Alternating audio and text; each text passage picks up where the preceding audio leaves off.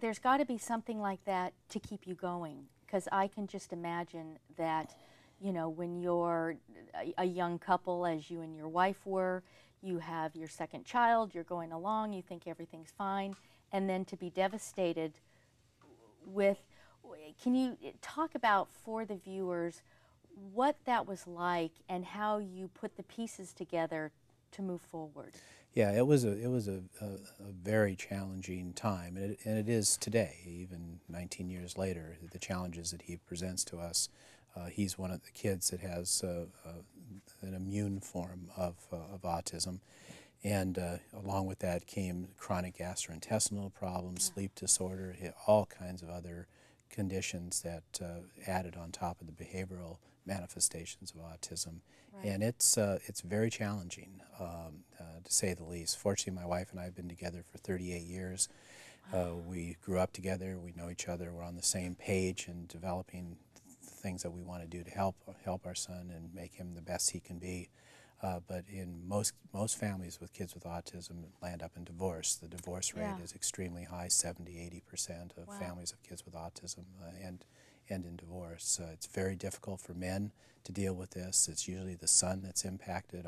One thing we know for sure about autism, it affects boys at a rate of 4 to 1 over girls. Oh, wow. So it's very challenging. But you can look at the sky and say, God, why me? Or you can say, why me? And we chose to take the second route and to try to make things better for our son and other children with autism. I've been very, very active in developing different organizations as a co-founder of a group called FEED, Families for Early Autism Treatment in Sacramento, which now has dozens of chapters around the country.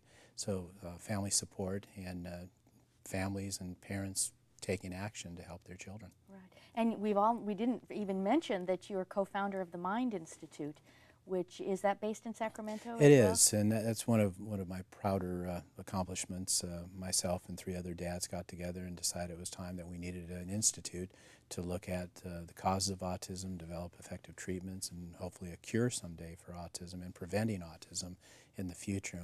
And the good folks at UC Davis donated some land at the UC Davis Med Center in Sacramento, and I was able, through my contact with the legislature, having worked there for 2.5 decades, and the work of the other dads, to create what is now the largest institution anywhere in the world dedicated solely for finding the causes and treatments and a cure for autism and other neurodevelopmental disorders.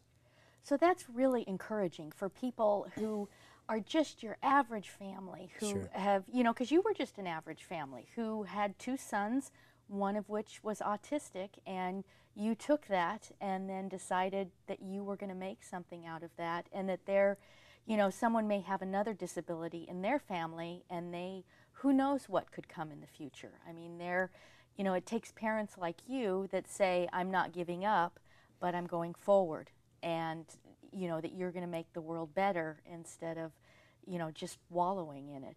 Well, I think a great example of how far we've come in a relatively short period of time here. Back in 1998 and 99, when the M.I.N.D Institute was created, the federal government was spending about $5 million total a year on autism research. That was far less than they were spending on things like sleep disorder research. Today, hundreds of millions of dollars are being spent on research into autism, trying to find effective treatments, find the causes, and the development of programs for our kids. So we've it's come. Encouraging. It is encouraging. We've got a long way to go, but we've finally, I think, got the boat right at this point. Steering in the right direction. Right direction, away from the refrigerator mother and away from the idea that this is a rare genetic disease. But there are more than one type of autism, and we need to find out what's going on and do everything we can to prevent it from happening in the future, but also for those thousands and thousands of kids today, develop really effective treatments and to help them have the best quality of life possible. Right. I wish we had a whole bunch of time with you, because this is so fascinating. Thank you. Since you have given us so much and we have learned a little bit about the world of autism, I would like to show our video from Abilities United. I'd love to see it. And see what the world of disabilities is to us. Terrific. Thank you. So let's take a look.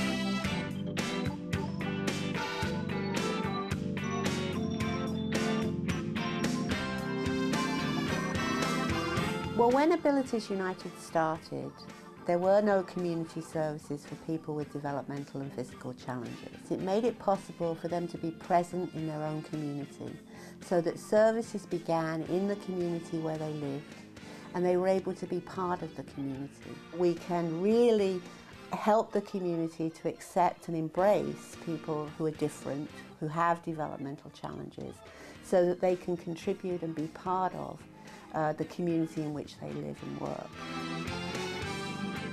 There's our Aquatic Services, which provides a wide range of services for all members of the community who can benefit from warm water therapy. The Children's Services, which provide early intervention and preschool services and therapy for children birth to 5. We also provide a lot of family support services because parents with a child with a disability need lots of support. They have a lot to deal with, and so we provide trained staff to go into the family home and work with the child to give the parents a break so that they can get on with things that they need to do. The adult services we provide are very extensive. Large number of people are now employed in the community because of our employment program. I generally put away dishes and I wipe up tables and windowsills.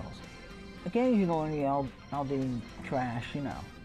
And we also help people gain independent living skills so that they can live and work very successfully in the community, knowing how to do that, knowing how to budget and cook and all the things that we take for granted.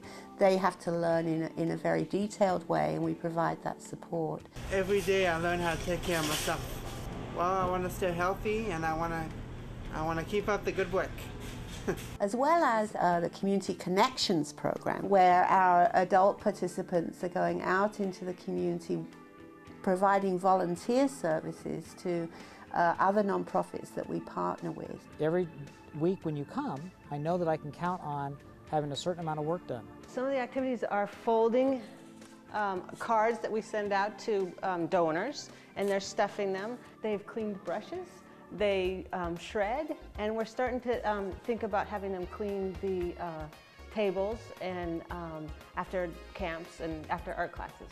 I was a little apprehensive about doing this until I met with you and your group beforehand.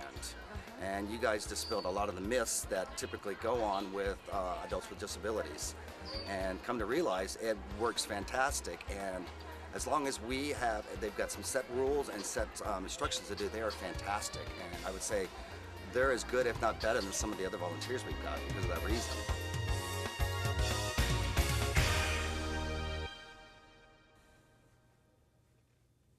Oh, I love to see that video because it. Very nice. It just, and even after talking to you, it's really a hard subject to deal with, is the topic of having a child with a disability. But, you've given us such hope, and, you're a real beacon for what the future can bring. If you could, in the short time that we have, just say, what as an agency, what could we be doing real quickly for the future? Well, I think the transition from this huge number of children that we have with autism moving into adolescence and adulthood is going to be a tremendous challenge on all of us. We need to start developing those programs in residential settings and lifestyles that will meet the needs of these individuals. Yeah, I think that that's so important. Absolutely. I really appreciate you taking the time. It's been very eye-opening. Thank you for having me.